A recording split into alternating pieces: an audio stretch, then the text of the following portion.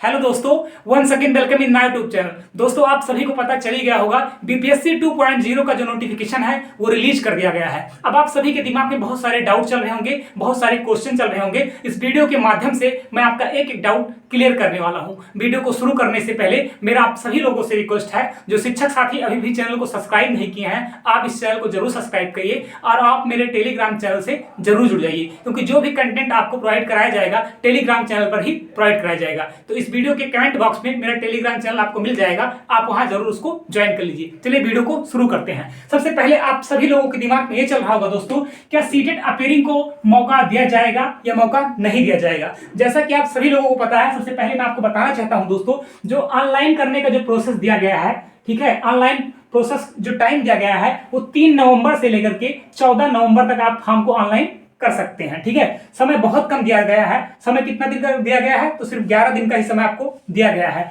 हालांकि ये जो डेट है दोस्त, ये डेट कैसा डेट है? तो ये संभावित डेट है, उम्मीद पूरी है ये डेट भी कहीं ना कहीं इंक्रीज किया जाएगा। ठीक है, तो आप इसके लिए निश्चिंत रहिए। अब आपका जो एग्जाम डेट दिया गया है दोस्तों, एग्जाम डेट आपका कब दे दिया गया है? तो 7 सितंबर से लेकर 10 सितंबर तक आपका एग्जाम होगा और ये भी डेट संभावित है, टेंटेटिव डेट है। तो आप मानकर चलिए ये जो इसका जो डेट का है ये भी कहीं ना कहीं आपका कुछ ना कुछ बढ़ सकता है। ठीक है, 10, 12, 15 दिन, 20 दिन जरूर बढ़ेगा, पूरा उम्मीद है बढ़ेगा। अब मेरे बहुत सारे साथी ये सोच रहे हैं, मैं आपको बताना चाहता हूं दोस्तों, करीब 32,000 के अप्रॉक्स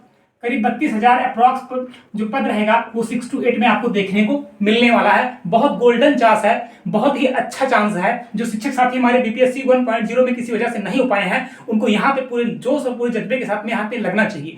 लेकिन अब इसका मुद्दा ये है दोस्तों, हमारे बहुत सारे साथी ऐसे हैं जो सीटेट अभी तक पास नहीं कर पाए हैं, जो डीएलएड में है, बीएड अपीयरिंग में है, क्या उन्हें मौका मिल पाएगा या मौका नहीं मिल पाएगा? तो मैं आपको बताना चाहता हूँ दोस्तों, आप सभी लोगों को पता है बीपीएससी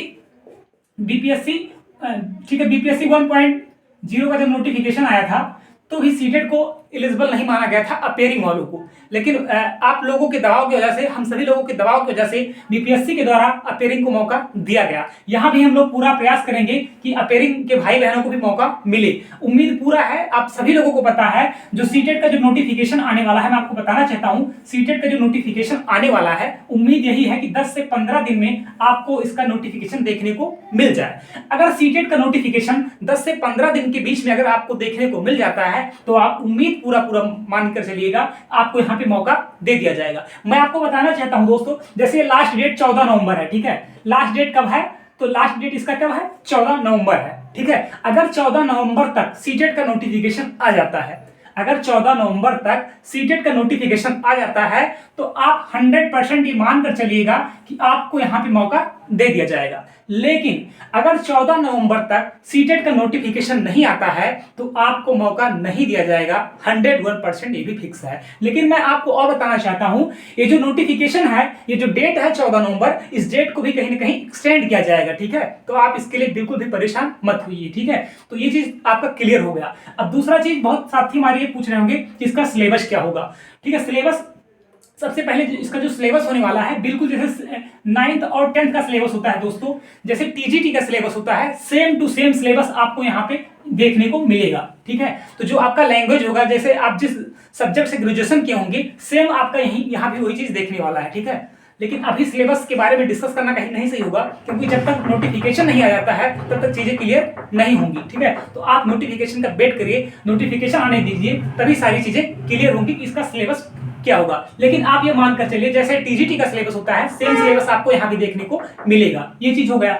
अब बीएड और डीएलएड अपीयरिंग वालों को मौका दिया जाएगा या मौका नहीं दिया जाएगा? और बहुत सारे साथी हमारे ऐसे भी हैं जो समझ नहीं पा रहे कि डीएलएड को यहाँ पे मौका मिलेगा या डीएलएड को मौका नहीं मिलेगा। जो हमारे बिहार के भाई बहन हैं वो ये भी नहीं समझ पा रहे हैं कि यहाँ पे मौका हमें मिलेगा या मौका नहीं मिलेगा। मैं आपको बताना चाहता हूँ, जो हमारे बिहार के भाई बहन हैं, वो लोग क्या करते हैं, तो वो लोग इंटर प्लस डीएलएड करते हैं। ठीक है, इंटर प्लस क्या करते हैं? इंटर प्लस डीएलएड करते हैं। अगर आप इंटर प्लस डीएलएड किए हैं तो आपको यहाँ पे मौका नहीं मिलेगा। लेकिन अगर आप इंटर प्लस डीएलएड और प्लस स्नातक भी हैं, ठीक है, क्या है? इंटर प्लस डीएलएड और प्लस आप स्नातक हैं, तो आपको यहाँ पे मौका दिया जाएगा। जो अदर स्टेट के भाई बहन हैं, खासकर जो यूपी के हैं, वो ग्रेजुएशन प्लस डीएलएड होते हैं, तो वहां पे एलिजिबल है, यहाँ पे वो पूरी तरीके से मान्य है। ये चीज आपका क्लियर हो गया होगा। तो अब देखिए, बीएड अपीयरिंग को और डीएलएड अपीयरिंग को मौका दिया जाएगा, ये मौका नहीं दिया जाएगा, ये चीजें तभी क्लियर हो पाएंगी जब आपका नोटिफिकेशन आएगा। ठीक है, तो नोटिफिकेशन के लिए थोड़ा सा वेट करना पड़ेगा, तभी चीजें सारी क्लियर हो पाएंगी। जिस तरह से बीपीएससी 1.0 में नहीं मौका दिया गया था, लेकिन बाद में दबाव बनाया गया था, बाद में कुछ लोगों ने कोर्ट का भी शरण लिया, तो उसके बाद में मौका मिल गया था। तो उम्मीद यही है, पूरा उम्मीद यही है, हम सभी लोगों के द्वारा दबाव भी बनाया जाएगा और आप सभी कोर्ट का भी शरण ले सकते हैं। तो उम्मीद यही है कि आप लोगों को यहाँ पे मौका दे दिया जाएगा। अब अदर स्टेट यहाँ पे एलिजिबल है कि नहीं है, ये भी क्वेश्चन है, तो मैं आपको बताना चाहता हूं दोस्तों, अदर स्टेट को भी यहाँ पे वैलिड माना गया है, ये चीज क्लियर हो गया होगा।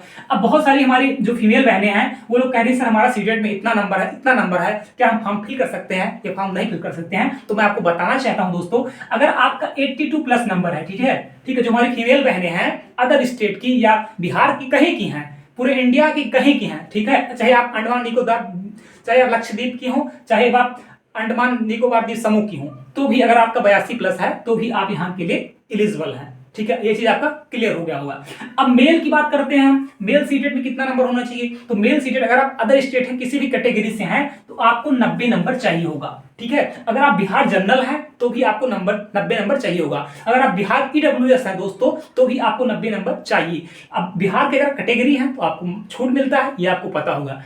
उम्मीद करता हूं आपको सारी चीजें क्लियर हो गया होगा। अगर अभी भी कोई डाउट है तो आप कमेंट बॉक्स के माध्यम से पूछ सकते हैं। ठीक है, अगर आप चैनल पर नए हैं तो प्लीज चैनल को आप जरूर सब्सक्राइब करिए और आप मेरा टेलीग्राम चैनल जरूर ज्वाइन करिए। हमारे तरफ से जो भी होगा आपका हेल्प किया जाएगा। Thank you so much.